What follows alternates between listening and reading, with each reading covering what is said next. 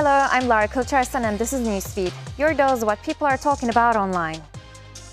While starvation and suffering in Gaza intensifies and world leaders remain reluctant to break Israel's brutal hold on the Strip, young Egyptians have a novel approach to send food to Palestinians.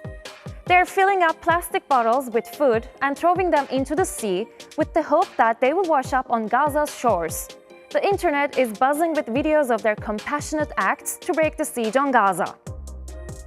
الله أكبر أخواننا المصريين الغزاية ينزل فيها عدس وأرز وصلت على بحر غزة. هذه القنية جابها صياد من جوا البحر يقول إنه في بعض القنان البسيطة جدا أجت على غزة، يعني اليوم حياكل عدس وفيها كان ورقة مكتوب فيها تحيا مصر. والله تحيا مصر وتحيا كل الوطن العربي والشعوب العربية والأمة الإسلامية يا رب. سامحونا يا إخواننا.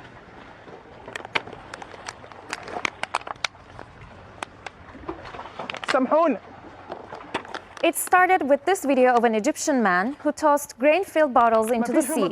It quickly spread on social media and inspired others to follow his lead. Some of them even included notes saying, "Forgive me, brother, this is all we can do." A couple of days later, some bottles beached in Gaza with hopes that efforts like this can provide some sort of relief. The 2.1 million people trapped in the war zone that is Gaza are facing yet another killer on top of bombs and bullets: starvation. We're now witnessing a deadly surge in malnutrition-related deaths. Since July 17th, severe acute malnutrition centers are full without sufficient supplies for emergency feeding.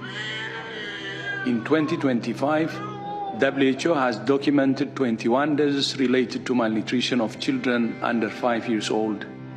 The hunger crisis is being accelerated by the collapse of aid pipelines and restrictions on access. 95% of households in Gaza face severe water shortages, with daily access far below the minimum needed for drinking, cooking, and hygiene.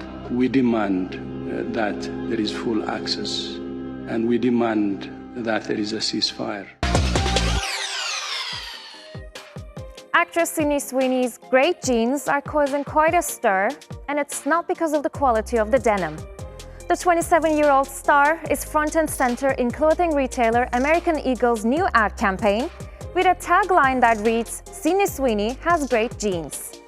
Genes are passed down from parents to offspring, often determining traits like hair color, personality, and even eye color. My genes are blue. Sydney Sweeney has great genes. It's a cheeky play on words, jeans and jeans with a G, but not everyone's laughing. Online, critics say the ads focus on the blonde-haired, blue-eyed actress has racial overtones. Some have even accused the campaign of echoing white supremacist messaging and eugenics, which is a discredited ideology that promotes selective breeding. And the timing couldn't be more sensitive, with the US in the midst of fierce political debates over diversity, equity, and inclusion, especially as the Trump administration pushes to dismantle DEI initiatives nationwide. People overreacting to the Sydney Sweeney commercials? What? American Eagle paid a white woman to talk about how great her jeans are. Right, it's a double entendre. She has good genes because people think she's hot, and American Eagle is selling jeans. It's a series of supremacist dog whistles, and in response, American Eagle's stock shot up 17%. Supremacists are feeling emboldened, and America is celebrating it. I mean, the commercials feel icky for a number of reasons, but maybe this was just a series of stupid decisions. There's one commercial in the series where she's talking about how her genes are handed down to her from her family. Yeah, I mean, the campaign is tone deaf, to say the least. She said her genes are blue. Blue jeans is a nod to eugenics. They're also selling blue jeans. I've never actually heard of blue jeans. She has blonde hair and blue eyes. Honestly, the commercials feel gross. It's just that I think this is more of a series of circumstantial mistakes that when you put together are insensitive and hurtful and could be read into. That's what a dog whistle is. It's supposed to slip under the radar. Some social media users have taken the controversy even further, digging into the PR strategy and leadership behind American Eagle. There is now growing speculation about deeper political and ideological links, including claims of Zionist influence tied to the company's CEO and campaign messaging. Who exactly did the PR for American Eagle's campaign? You can check online and it was Shadow PR, and then you can find the CEO, Brad. And here's where things got horrifying. I've been watching Brad's stories for a while since October. Let's just go through a few of them. Should Israel ceasefire? Let's go fundraise for Israel. Very good idea. So now we know the PR agency Shadow is run by a guy named Brad, who is a raging Zionist. How about the CEO himself, the CEO of American Eagle? Well, he's given money to this guy.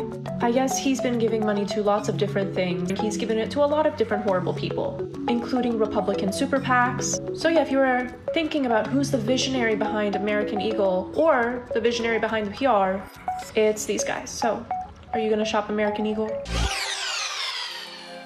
No more YouTube for Australians under the age of 16 from December. The government has reversed its earlier decision to grant the platform an exception from a countrywide social media ban for teens. The shift comes after pressure from the nation's internet regulator and a survey that showed that 1 in 4 minors encountered harmful content on YouTube, the highest among all platforms surveyed. Under the restrictions, teens will not be able to create their own accounts, but can access YouTube through an adult's account.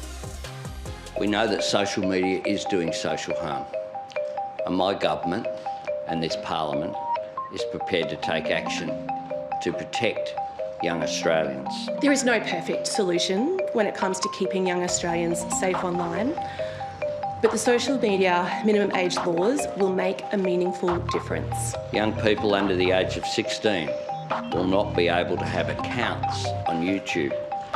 They will also not be able to have accounts on Facebook, Instagram, Snapchat, TikTok, X, amongst other platforms. This is too important for us not to have a good crack at it. YouTube's parent company Google has argued that the platform should not be considered a form of social media. It said it shared the government's goal of addressing online harms, but pointed out that YouTube is a video sharing platform with a library of free, high-quality content. Companies that fail to adhere to the new laws could face fines of up to $32,000. With more than 2 million videos a day on its website and an average of 20 million active users daily, YouTube is popular around the world. And it continues to surpass traditional viewing platforms. In the UK, it's becoming the go-to platform and most popular TV destination for young children.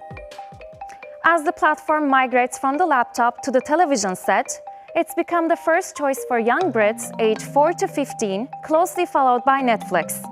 This is according to a study by the media regulator Ofcom. It's also found that viewers aged over 55 doubled their YouTube consumption in 2024. And YouTube is providing stiff competition for traditional news organizations. It has become the second most watched media service in the UK, behind the BBC, ahead of ITV. A worker at one of India's most sacred temples has come forward with horrific tales of rape, murder, and secret burials. The 48-year-old man claims that he was forced to dispose of numerous bodies, including those of women and minors who had been sexually assaulted and murdered. He says he was threatened with death or physical harm if he failed to comply. The man, who was a sanitation worker at the Dharmasthala temple, has not named specific individuals in the complaint, stating that several of those involved are powerful and have the means to silence him. He's been placed in witness protection as authorities investigate the allegations.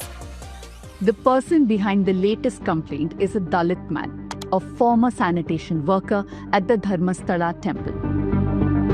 He says that from 1995 to 2014, he was regularly ordered to dispose of dead bodies.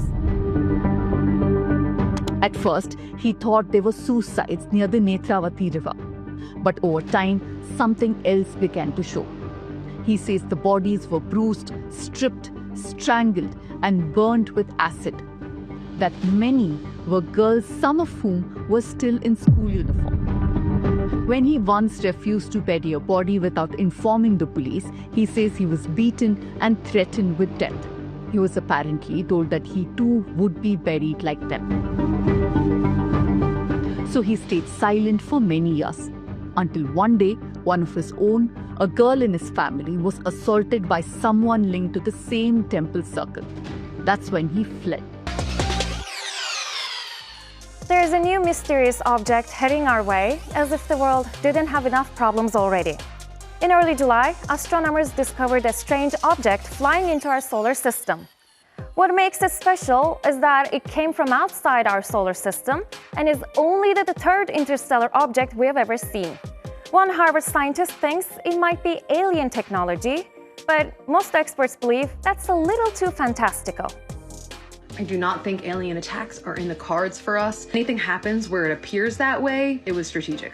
First off, how do we know that this is not of our solar system? It has a parabolic orbital path. It's going into our solar system and then it's leaving. That's not normal. You'll probably see this photo of the object in a lot of articles. This is taken by Gemini North in Hawaii, and it's gonna look really long and stringy like that because it's moving. So right now we think it's a comet. When we take data like this, we can tell by an object's motion if it is in the solar system or not. We can put together the orbital path of it. Typical asteroid that is in the solar system and from the solar system will have an orbital path that looks like this. They tend to originate by Mars and Jupiter from the asteroid belt there. Comets, similar but different, they have highly elliptical orbits. They originate from the edge of the solar system because they're just really icy where it's cold out there. Should things be coming from outside of the solar system? The answer is no, not necessarily. Everything is so far apart. It's possible that a stray comet, something flung out of another solar system. It is coming closer, and it's going to reach its closest point in October, and it's going to be about twice the distance from the sun as we are. It will get much closer to Mars. It will be moving about 42 miles per second. This is by far the fastest interstellar object we've ever seen. Hopefully, as it gets closer, we'll be able to learn more about it and what stuff outside of our solar system is like. It's a well-known fact on the internet that moviegoers have been experiencing superhero fatigue for quite some time. In other words, they've grown tired of the overwhelming amount of mediocre superhero content being pumped out of Hollywood.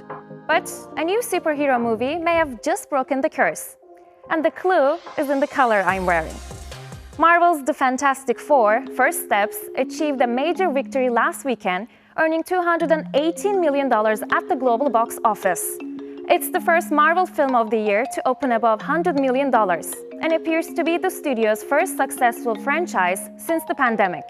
The film also scored the biggest opening of 2025 in Mexico, Britain, France, Italy, Spain, and across Latin America.